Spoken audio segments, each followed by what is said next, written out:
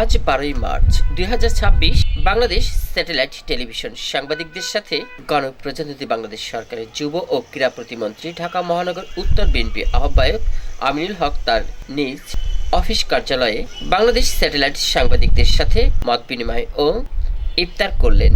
মত বিনিময়কালে আমিনুল হক সাহেব এক বিশেষ বার্তা দিলেন। 30 এপ্রিল 2026 থেকে নতুন করে অনুষ্ঠান শুরু হতে যাচ্ছে এবং শুরু হতে যাচ্ছে বিভিন্ন ক্রীড়াঙ্গনের দীর্ঘ 17 বছরের ঝুলে থাকা অন্তরালে থাকা খেলাধুলা কর্মসূচিগুলো ছিল, তা 30 এপ্রিলের পর থেকে শুরু হচ্ছে সারা বাংলাদেশে।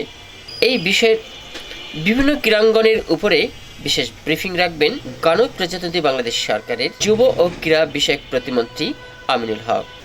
পুরো বিশেষ প্রতিবেদন জুড়ে থাকবেন আমাদের সাথে। আমি ছিলাম আপনাদের সাথে শাহ আলম সম্রাট, রিপোর্টার সিবিটিভি।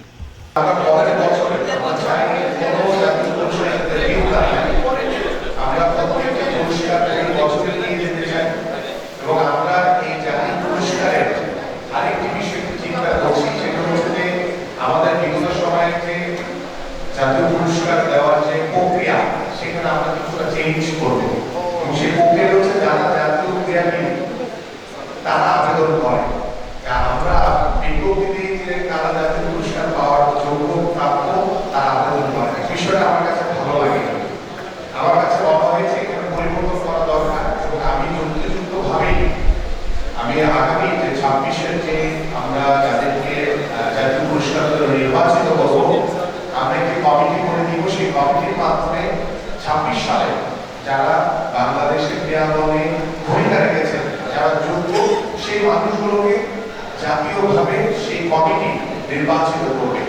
এই জাতীয় পুরস্কারের জন্য যিনি পাবেন সে নিজে যদি আহ্বান করে, সেটা খুবই আসলে আমার কাছে খুব বিব্রতকর মনে হয়েছে। তো আমি আপনাদের সবাইকে ধন্যবাদ জানাচ্ছি যে আপনারা কষ্ট করে দূর দূরান্ত থেকে উপস্থিত হয়েছেন। আপনাদের সাথে